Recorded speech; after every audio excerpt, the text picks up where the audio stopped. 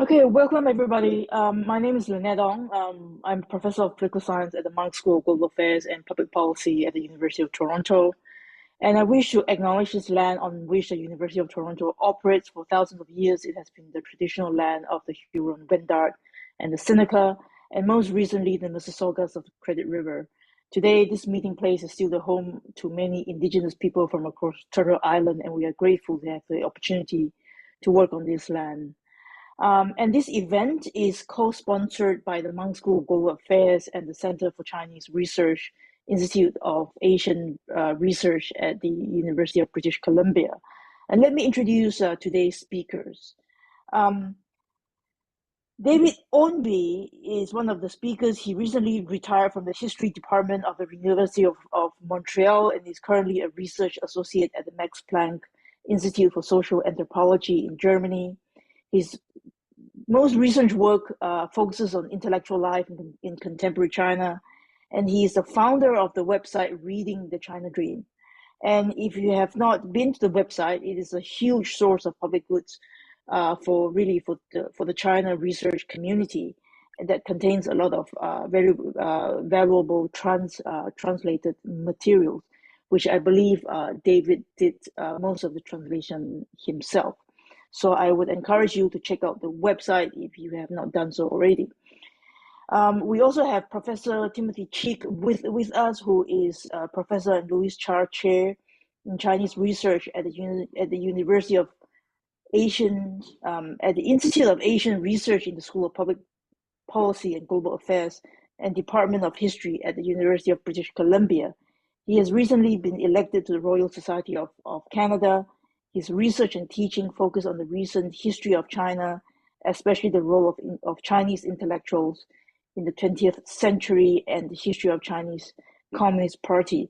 Most recent publications include The Chinese Communist Party, A Century in 10 Lives, published in 2021 with Cambridge University Press. And today they will talk about, I will be moderating and chairing this event. They will be talking about intellectuals and public life in Xi Jinping's China today.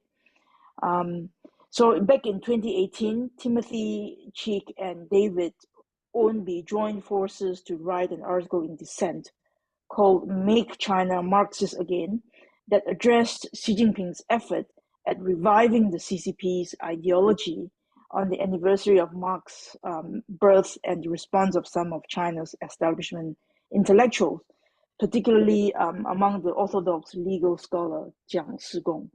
So what has happened to intellectual life in China in the last 5 years since the article was published, particularly those issues, and for those intellectuals interested in big issues of governance. I think this is a very timely and really important subject. So I'm really looking forward and very fortunate to have both of them with us today. I think this is particularly important after the end of zero COVID, when the society seems kind of adrift and into some sort of resigned mode. So welcome, Timothy and David, and I'll pass the virtual floor on to you. Thank you very much, Lynette. David and I have conspired together, and I'm going to start. But first, I want to thank you, Lynette, for bringing us together, and the Monk School for hosting this opportunity. I agree with you. It's a good time to be talking about this and wondering about what is going on in living with Xi, or Xi's China. In 2018, David and I chose the title Make China Marxist Again to address these same issues. Today, in 2023-24, I would say making the party revolutionary again, or make the party revolutionary again. Xi's new mantra seems to be 自我革命, self-revolution. Compared to 2018, when we looked at the public campaign for studying Marxism that embraced, take a breath, Xi Jinping thought on socialism with Chinese characteristics for the new era. In comparison, the current campaign seems much more internally focused. That is, we're not having TV shows about this like we did back then. And it's more focused on the party and the state administration.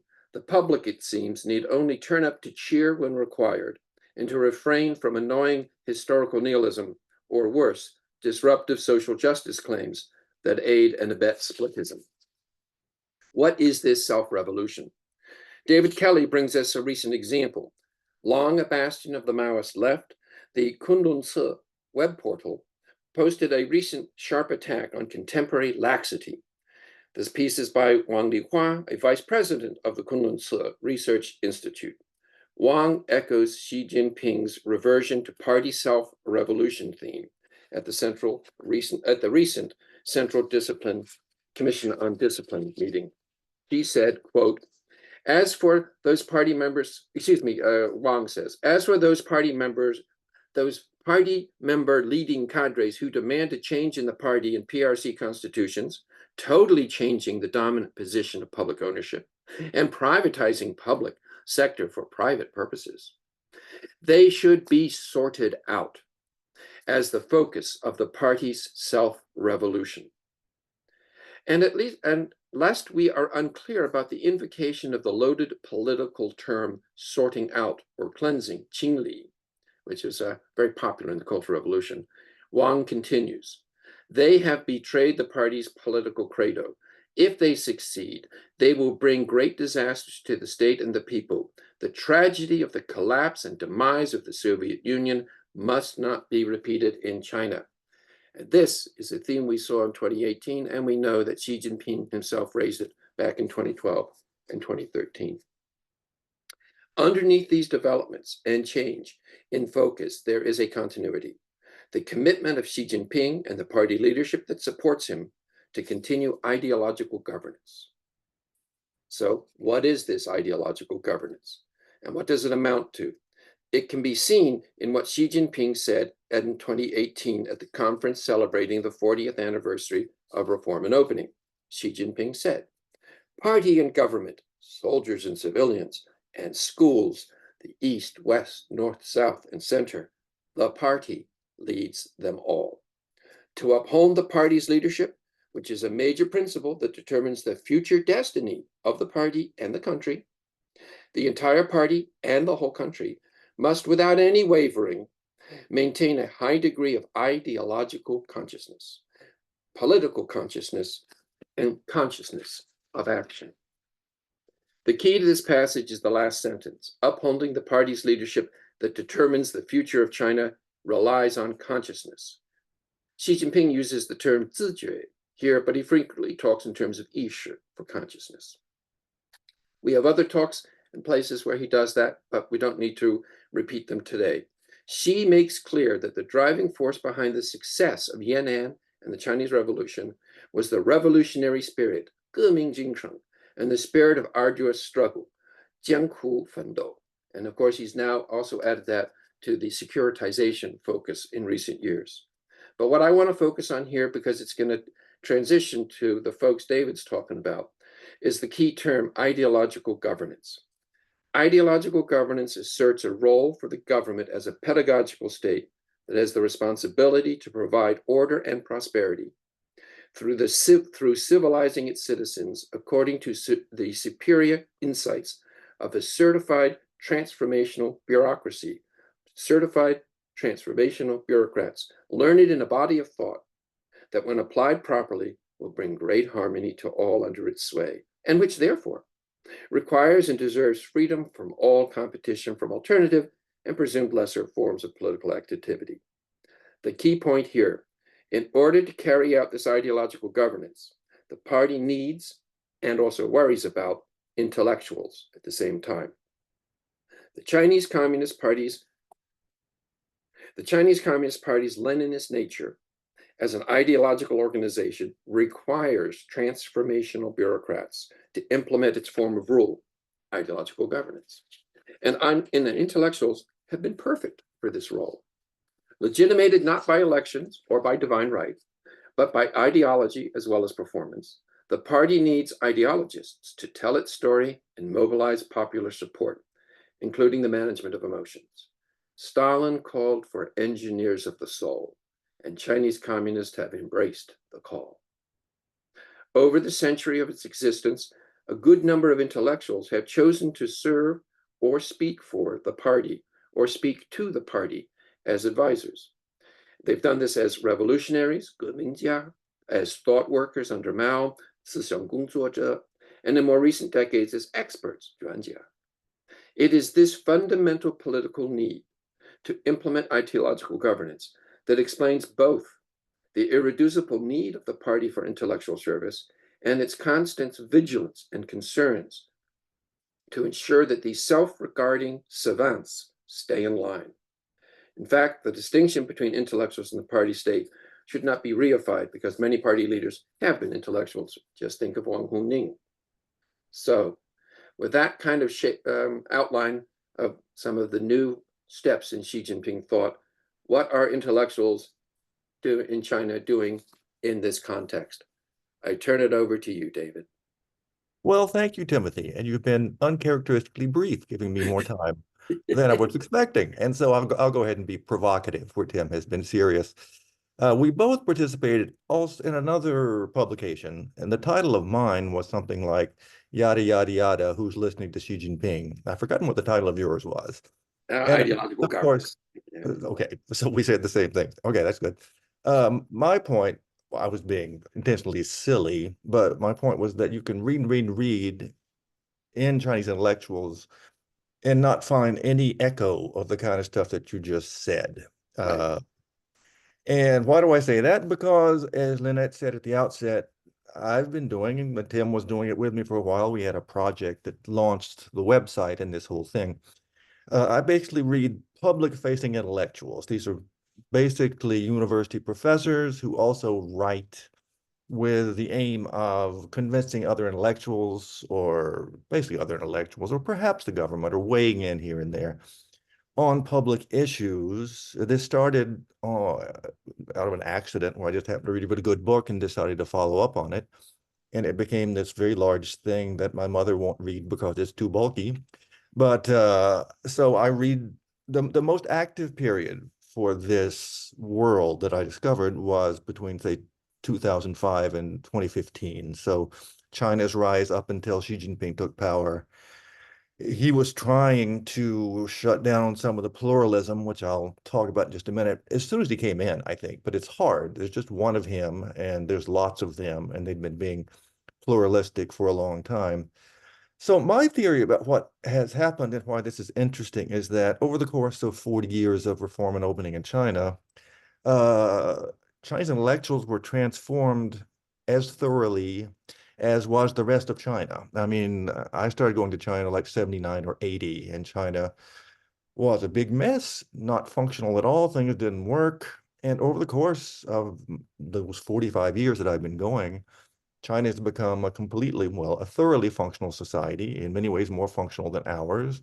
If you just think in terms of airports, universities, roads, anything in China, or the cashless society, or the subway in Shanghai, China, with all its problems, has done a lot, and it did a lot by embracing globalization and markets in the 1990s because it was afraid that it was going to go the way of the Soviet Union and fall apart, because the Soviet Union had been doing the same thing and fell apart. But China played its cards better, and as a result, they got through the initial collapse that could have happened in the 1990s and went on to become a major power. And intellectuals were transformed by the same trends, by which I mean globalization. They were encouraged. I think China's leaders would have been happy if historians and political scientists did not globalize. They wanted technicians and scientists to go abroad and bring back the best of Western knowledge and remake China and make China competitive and all that kind of stuff. And that's largely what happened. But the others went too. I mean, people who work on history or philosophy or sociology or political science or whatever, they often went to the West to study, or if they didn't go to the West and study, they invited people from the West to speak in their institutions.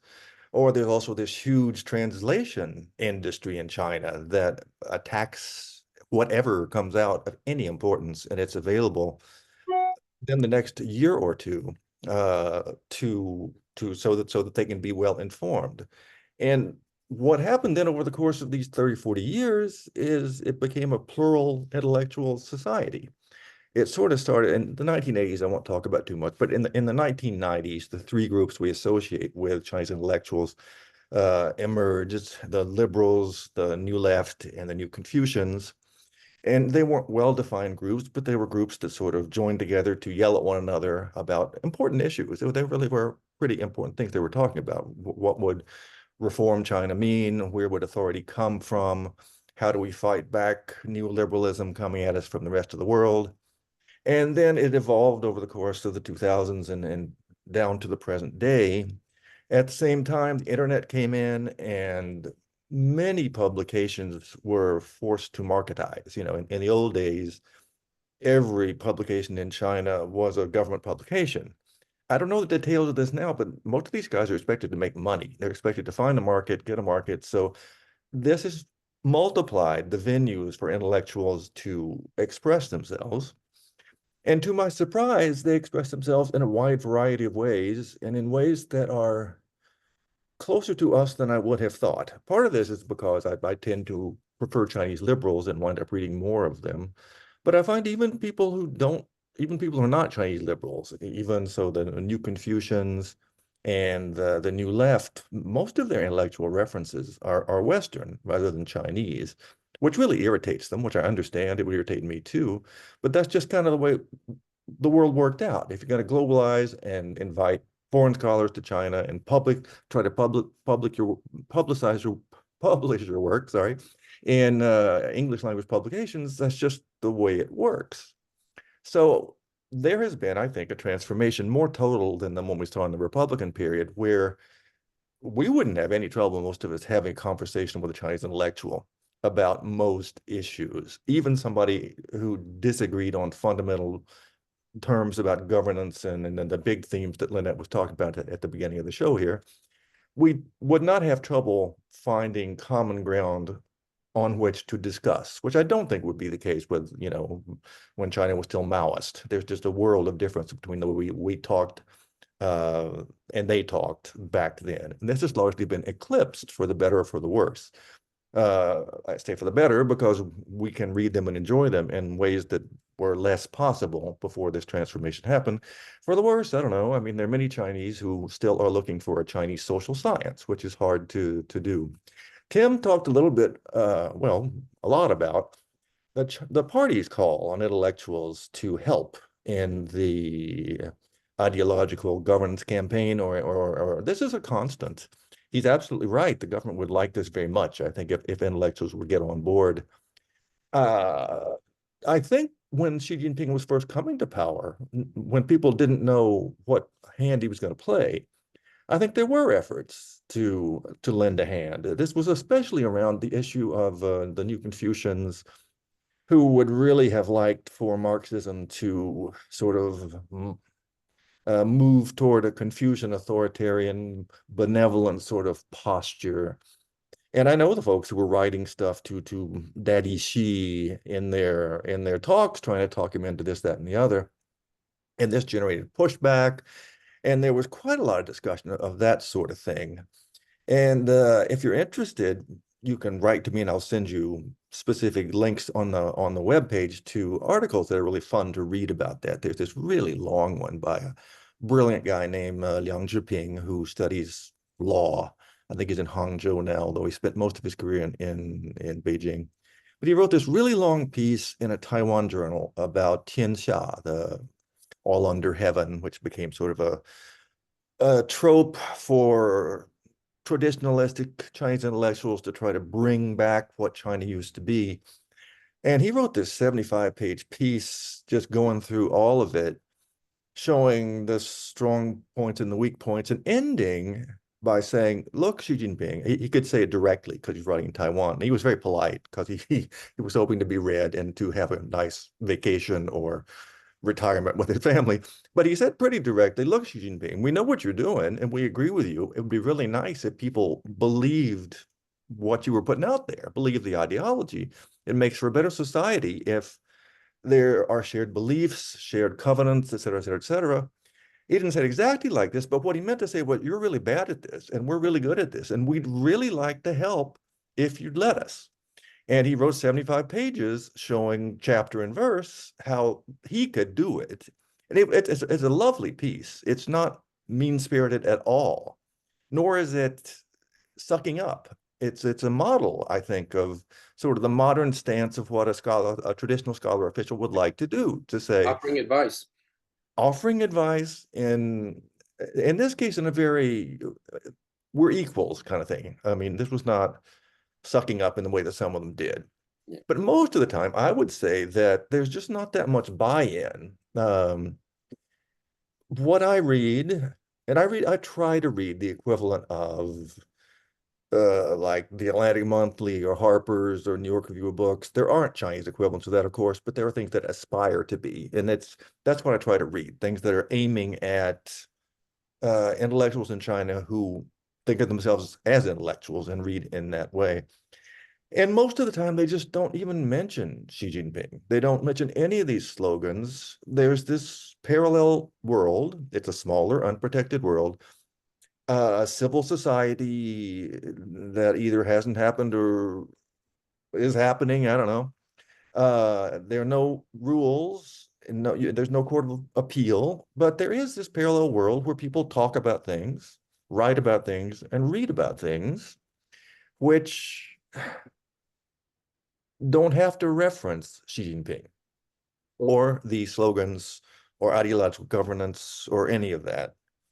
And I must say, to get back to Lynette and the end of COVID policy, I was in China for a little while, for a few weeks in last May. And the first thing that struck me was that I don't think anybody was reading anything. I mean, they were just unhappy. Everyone reads on their WeChat friend group thing. I mean, I felt, I hate to say this, you don't know me, but I'm a very modest person, but I felt like I was better informed about who was saying what in China than my Chinese friends were, just because they were so bummed out and not reading anything. And the other thing that I found out, which surprised me a lot, was just how impactful the disastrous end to COVID, zero COVID had been. I mean, we all read about it, and we all know that China sort of turned on a dime, or the government turned on a dime and said, the day before, they had said COVID is a terrible scourge on mankind, and if we don't protect ourselves completely with all these protocols, et cetera, lockdowns that we're doing, then we'll all die. And then sort of overnight, they said, oh, well, it's just a cold, and if Grandpa dies, he was old anyway. And this, of course, many people did not take this well. And I met people who were still deeply, deeply, deeply disturbed about this. Young people who felt like this questioned the basic competence and sincerity of the regime. The older folks sort of said, well, this isn't my first rodeo. I lost my faith at another moment. But so yes, I mean, Tim's right. They would greatly like for people to rejoin the church and sing from the hymnal and help them do some good exegesis that would get the people on the bandwagon. David, can I jump in? I don't think it's happening all that much. Tim, go ahead, please. Yeah.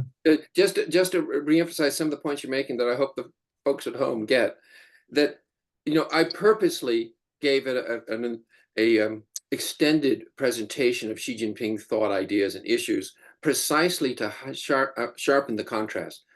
David's key point, and if you read his website, there's a huge disconnect. The intellectuals are alienated broadly from Xi Jinping's agenda. And I really liked your comparison back in 2011, 12, 13. They were trying to speak to him, but it's not been worth it. Most of the intellectuals I see echo the ones that the much broader group that David is seeing and reading. The intellectuals are trying to keep out of trouble, discussing what they can when they can, and that's especially the stuff you can see on the Reading the China Dream website, and waiting for a change. Finally, the response to zero COVID, I think you're absolutely right. It was heartbreaking disillusionment for millennials. I learned that from the people you were talking to, David. More of the same, from reminder of, as you said, previous rodeos for older intellectuals. And just for rural people, it's like, what else is new? Of course, the government screws us over. Yeah, right? So they're not disillusioned, they're just not real thrilled.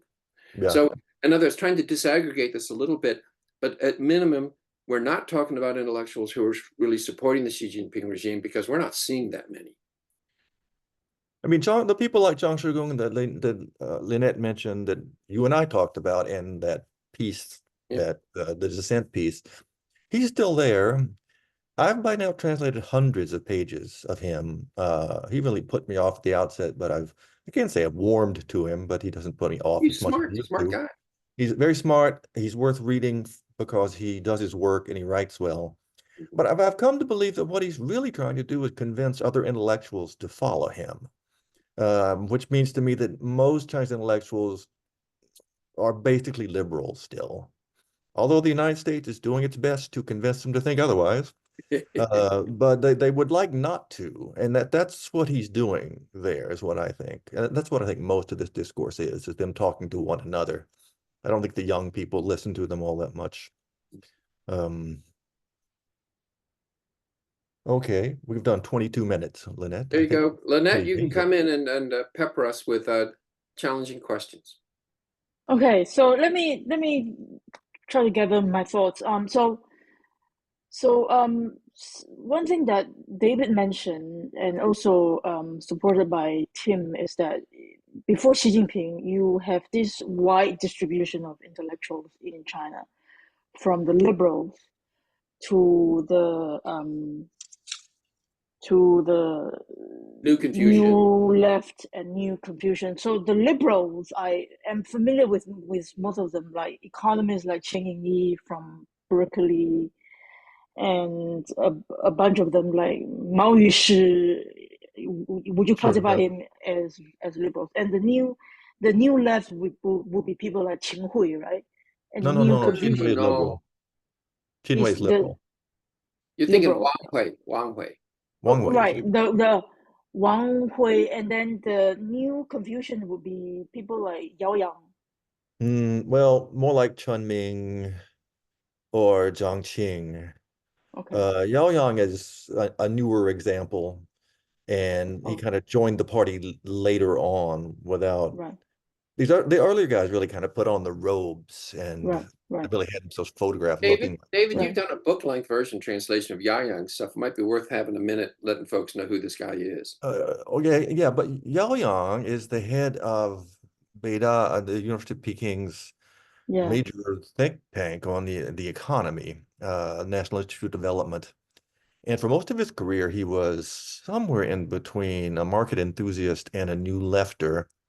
But over the last few years, the last 5 or 10 years, he's gotten disturbed by events both in the United States and China, and has been working with a younger guy who's a Confucian specialist to try to put together a Confucianism 2.0, which will, if only Joe Biden and Bernie Sanders would read it, would help America get past its identity politics and would help China get past its non-benevolence politics.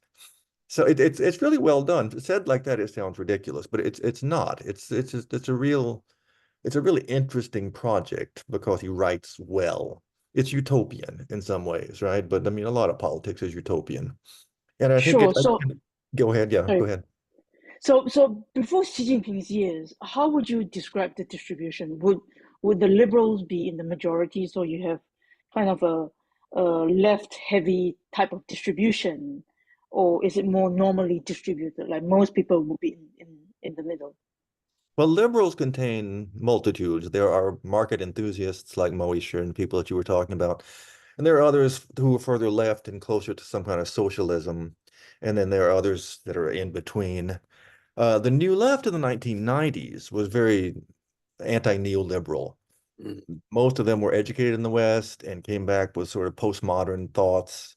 And I mean, China really needed pushed back against neoliberalism in the 1990s because it was laying people off and paying no attention to poor folks at all. Right, right, Over the course of the 2000s and 2010s, the New Left sort of became statist to right, the point of being very close to fascist if you're not a right, friendly person on the New Left. right, The New Confucians had their moment, and I think they've taken a back seat right now. But right, liberals are in a majority in terms of numbers, just right, because that's the way China worked right, out. right, But they've right. lost a lot of sort of traction with China's rise because Yeah, China's doing fine without being liberal. So why complain about China's lack of constitution and human rights when China was catching up with America?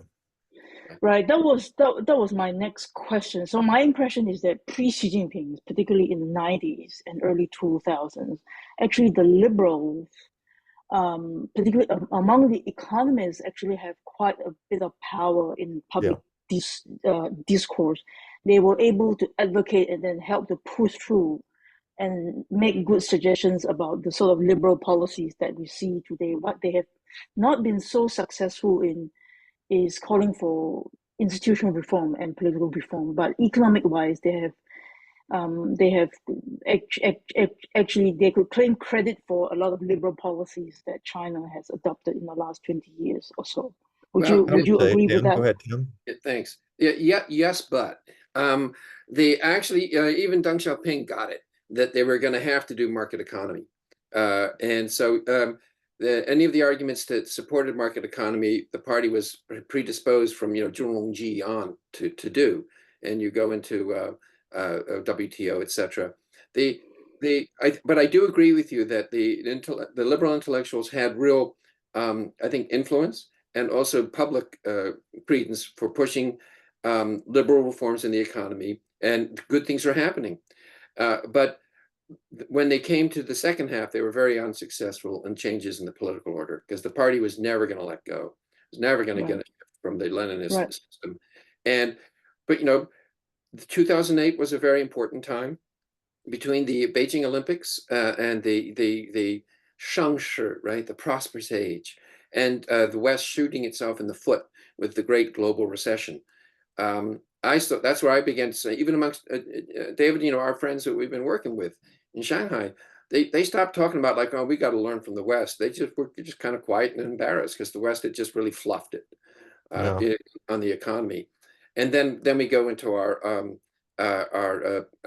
populist right-wing swing in Europe and America, and they're just like, okay, guess we can't be looking in that direction anymore. And that's really weakened the public pickup for liberalism. They're really trying, I think, David, I'd like to see what you think, because you've been reading a lot more of it of late than me.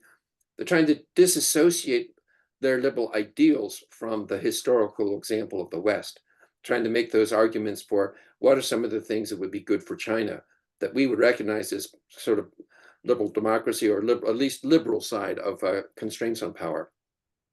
David, what do you think?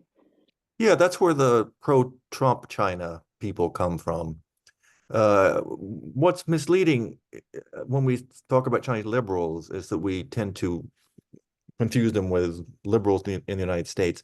But in the Chinese context in the 80s and 90s, it really meant neoliberal. It meant people who liked markets and just markets and as little government as possible. So a lot of these guys, these are people who really believed that the world was at its best in the 19th century, in 19th century Britain, when government was small and I don't know, business was free, something like that. Any slogan you can think of. And the Trump supporters now basically think of Trump as a beacon, taking America back to this Anglo-Saxon consensual past when you could actually pass bills and convince people of things out of a consensus.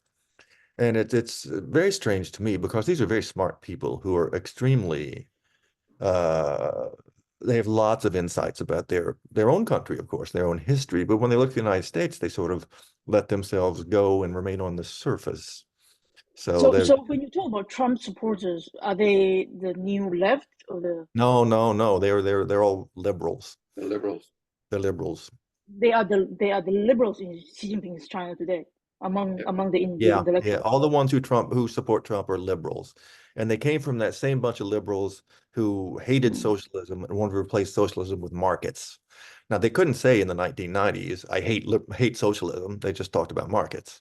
I mean, these are people who conflate markets with rights, and who don't, for instance, they don't want anything to do with feminism because that's a distraction and might lead us back to cultural revolution.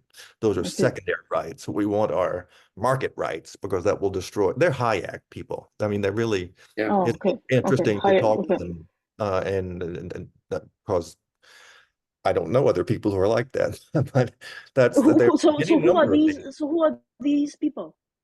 The Trump supporters among the liberals. They're just I mean, we know there's some. one I don't know if we subset of should say. liberals in China. I mean, I can give names. One of my only friend who's a Trump supporter, a Chinese guy, Gao Chuanxi, who's a professor of constitutional law at I think Jiaotong University in Shanghai, and has spent his life writing very sensible things Yeah, about Chinese constitutions. But he's one of these people who really believes he's a libertarian at best, yeah, yeah. and really believes that Okay. governments are in the way. Guo Yuhua, Right, right. Huihua as well. Yes, that's true. David and I I met see. and I see talked what you with. mean. The libertarians. Okay, Yeah. okay, Yeah.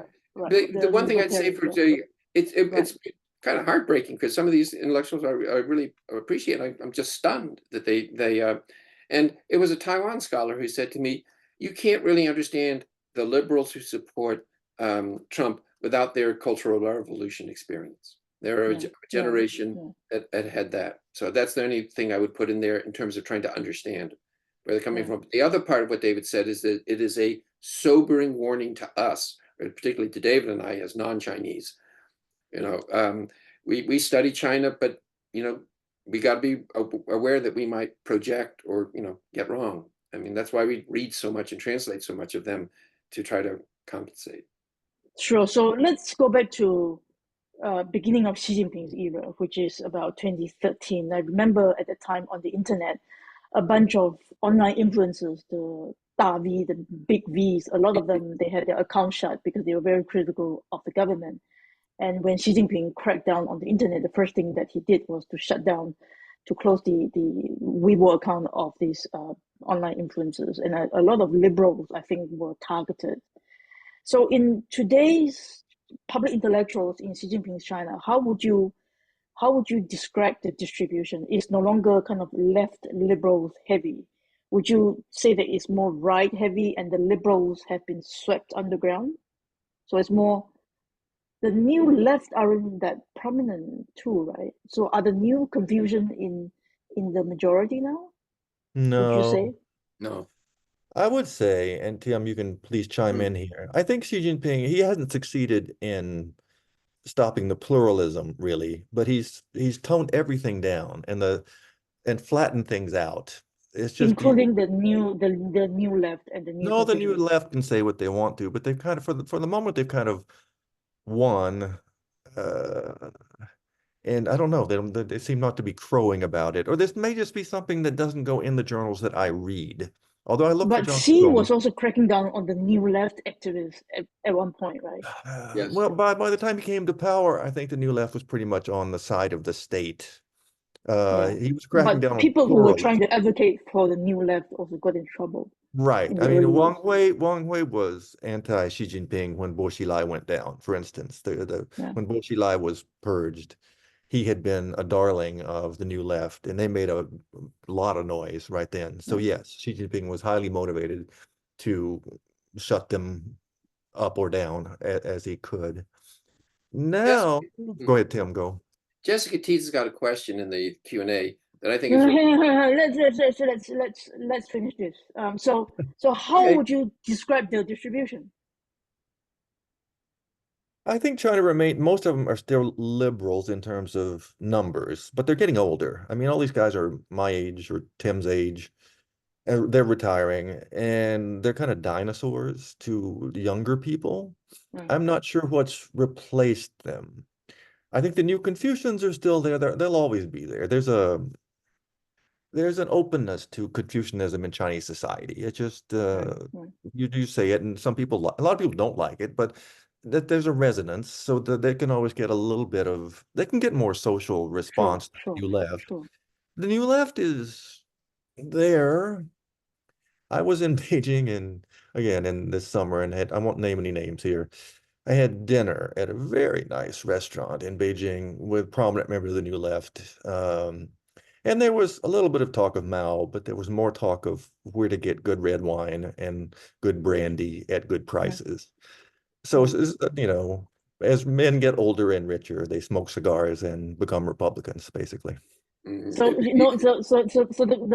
the issue that I was trying to get at, the question that I was trying to get at with my last question is really, who do you think have Xi Jinping's ears? I mean, who could actually get to Xi Jinping?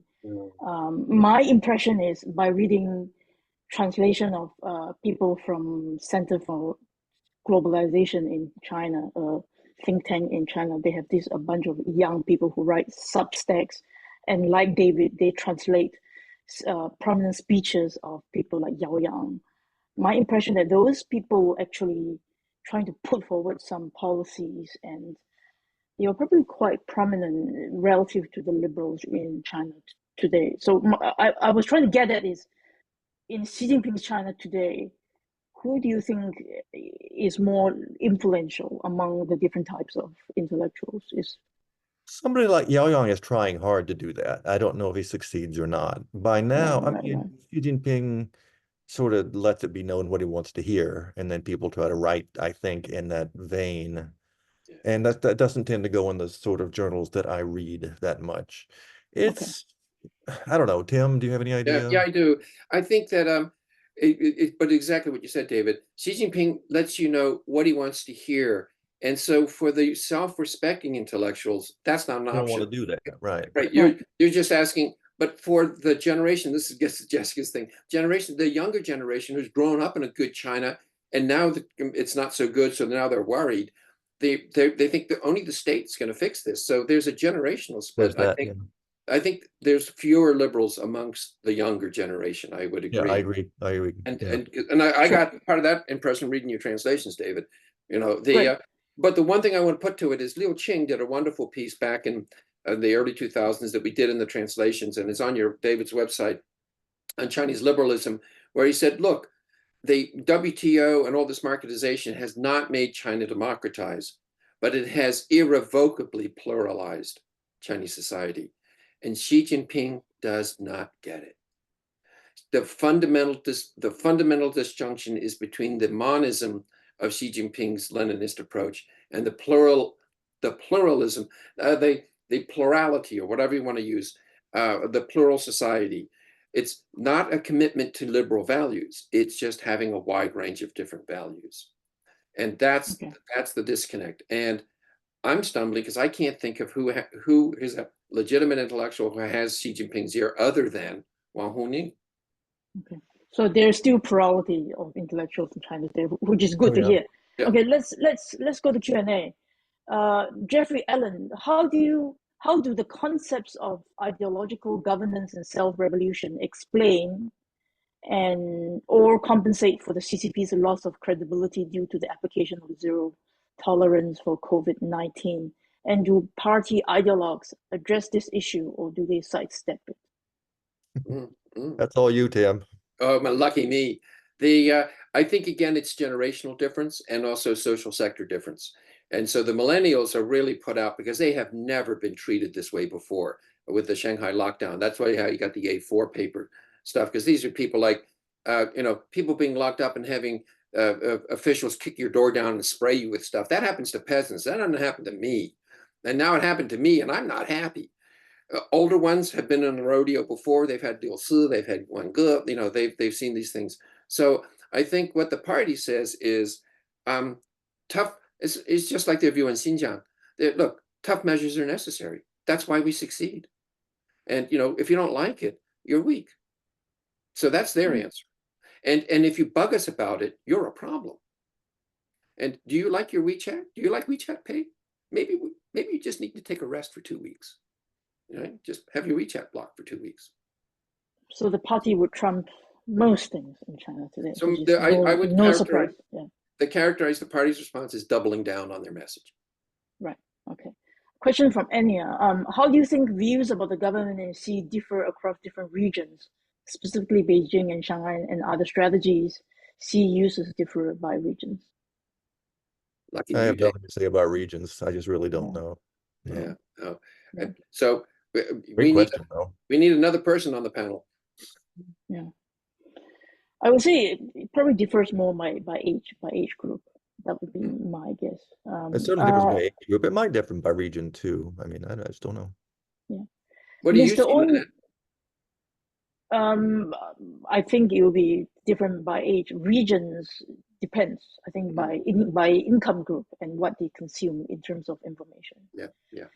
Anyway, next question, Mr. Ownby, how is the new Confucianism different from traditional Confucianism?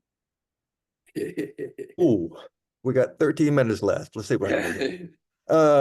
Confucianism pretty well died as an institutionalized set of ideas in the early 20th century.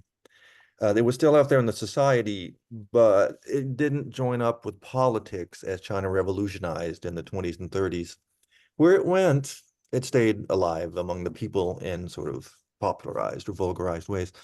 Then it went, there was also a handful of intellectuals that tried very hard to transform Confucianism into a modern philosophy by doing very, very difficult things, like going to Germany and studying for 15 years and then rereading Confucianism and Buddhism and making this huge new synthesis that I find completely unreadable. I just don't know what they're doing. But anyway, there was those guys, and they had some influence in Taiwan and Hong Kong and the US.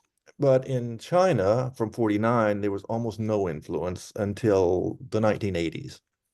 The new Confucianism is really a tradition reinvented, or whatever the word, Hobsbawm's word is. I mean, they draw what they want to from it, but most of the main participants in it had no training whatsoever in Confucianism, because where would they be trained, right? I mean, so they're all self-learned or self-taught, and some of the best ones, the most interesting ones, kind of did it over a weekend, it seems to me. But they learned the vocabulary and then they added it to their other larger cultural and political aims to fashion something that's quite different. And there was a break. They were happy to be new Confucians, like the new Confucians in the diaspora, for a while. But when they decided they'd learned enough, they started calling themselves mainland new Confucians and sort of dissing the older, less politically astute ones elsewhere in the world. So that's a quick answer. I hope it made some sense. Okay, Jessica Teets has a question. Do you see a generation gap with younger intellectuals holding different beliefs than older ones? So back to the question of age. In my research with local government officials, we see a dramatic drop in those with liberal values by age, with the younger generation more in line with political centralization being the key to China's success. Do you see anything similar with public intellectuals? Yes, So very much so. Younger people prefer political centralization. I don't know if they, well, some do. They're just not as enamored of the old liberal tropes and ideas. That just doesn't get their blood moving. Even people like my friend Shang Biao, with whom I worked on one project, he was born in what, 72, 74, so he's young from where I'm sitting, but he's not spring chicken. No, his ideas are more, I mean, he's not new left, but he's quite open to, a strong state. So the idea of a strong state, I think, is quite appealing. And as you said, as unemployment has become a real problem in China, or youth unemployment has become a real problem in China over the last couple of years, you see them saying, hey, I kind of am nostalgic for that good old day, the good old days when the government would give me a job. I mean, gap year sounds fun when it ends in, employment. But if it's just a gap year to keep you off the market for a year and nothing happens, then that's not so great. So this is And the Xiang Biao who used to be at Oxford, who's now at yeah, Max Planck. Okay. yeah, no, it's the Max Planck, right? Yeah, that's really kind of interesting. I think people who grew up in different age, in the 80s also, are actually not as liberal as people who enjoyed Right, the fruits of liberal reform earlier. It is an exactly. interesting I would observation. give a bit of history to that, which is, I think, a lot that what drove a commitment to liberalism was a response to the Cultural Revolution and the failures of late Maoism. And the new generation or generations have come up under where they just didn't have the extreme dysfunction of the party state system. And then they look at increasing dysfunction in the West. And they're like, it's not unrelated to the context of their life experience. Right. So the younger people saw the extreme of market reform and wanting something that could move from the left to the center, whereas people who grew up in the 60s and 50s saw the extreme of Maoism, the excess of Maoism and wanted to move to more liberal reform. Well, That's interesting. So I wonder how it would be like in, let's say, 10, 20 years time when people have seen the extreme of Xi Jinping's policy, right? Yeah, Um, good question. Yeah. I'd like to, if I may, jump back. There's a later question about Chinese bureaucrats and the transformational role they are to play. which It's from Julia. I think it's a relevant question that I'm concerned with and interested in, because I've suggested that there's a huge gap between Chinese society and what the party state and Xi Jinping are pushing for with this ideological governance. But it's a good question: is how much take up is there in the 100 million party members to be transformational bureaucrats? And I don't have any systematic study. I would love to hear from others what they get, but my impression is there is take up because of a traditional kind of noblesse oblige view of senior bureaucrats, that they know better and will tell you how to do it. And, this is what Haratsky, in The Velvet Prison wrote. There's an attraction to intellectuals from Stalinism and Leninism, which is you get to be the teachers of the people. And so who is the person who asked that question? I'm trying to see it on my list. Julia Bentley. Oh, One of your monk school members. Sanjay has a question. Today, the liberal response to the dilemmas facing China's political economy is clear and unsurprising. What are the diagnoses of the new left and the new Confucians, and what reforms do they advocate? An additional question is, how do these intellectual groups view the aspirations or tensions of emerging power in the global South versus the US? Global South vis-a-vis the US. But let's go to his earlier questions, which is, what are the diagnoses of new left and the new Confucian, and the new Confucians, and what reforms do they advocate with respect to the dilemmas facing China's political economy? Well, the new left, they're basically on side with Xi Jinping.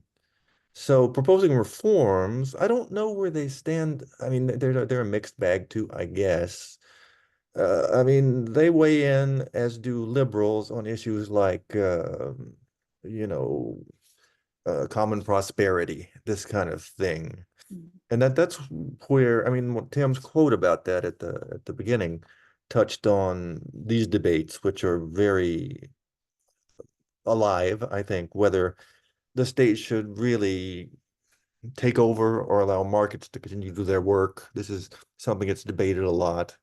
And I think the new left generally wants the state to do more, but some of these things are policy debates that don't make it into the things that I read that much, so I'm not quite sure.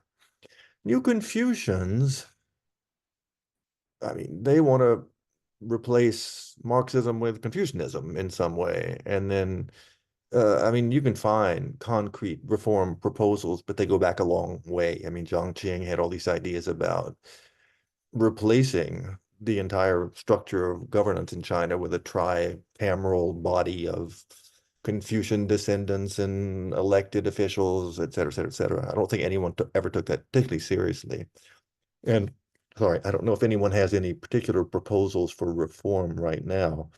Usually when you talk about reform in China, my impression is the question is whether to go ahead and allow markets to go further, because it seems to me basically the case that markets have made China rich, or do we, ratchet that down, bring that back in and let the state do more?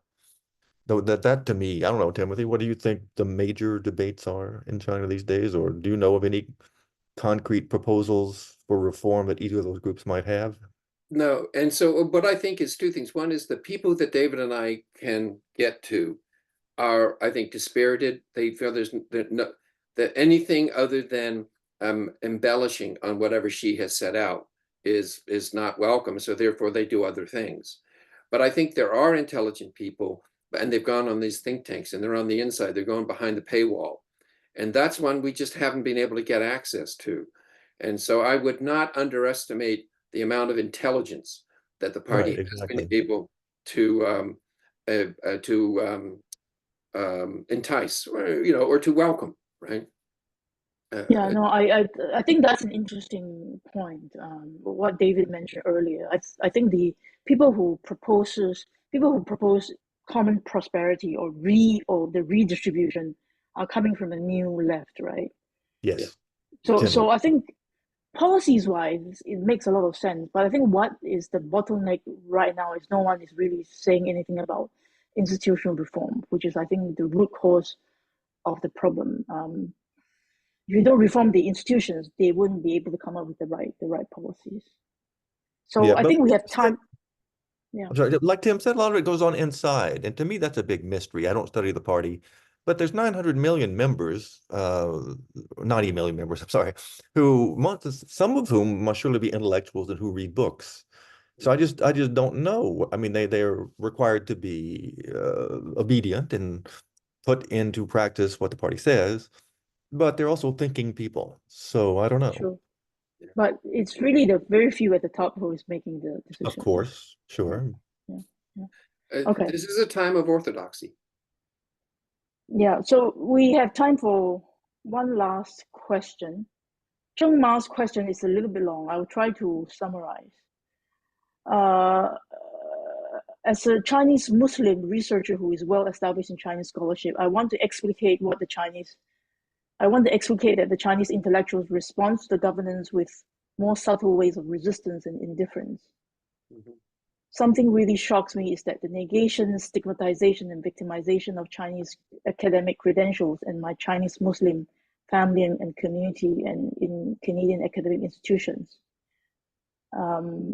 Question is, why are well-established researchers in Chinese scholarship required to pursue another set of graduate degrees to survive in Canadian academic institutions? Are they really? Why have my Chinese Muslim family and community teachings been victimized merely as a weapon for ideological struggles between East and West? So it's really about the plight of Chinese Muslims. Yes. I'm afraid I can't speak to that. And I can't either, but we can acknowledge that there are whole racial and ethnic issues that we have not been addressing explicitly that are powerful and important. Yes. And people like the more moderates like Ilam Toti are behind jail, right? I mean, Right. So you have extremists out in the street, but the moderates back in the news from the party, either. the news from the party is not good, because the Zhonghua Minzu, the Chinese nation that Xi Jinping is talking about, is an assimilationist one. So, and that's Hu Lianhe and Huang Gang. David translated that back in 2011.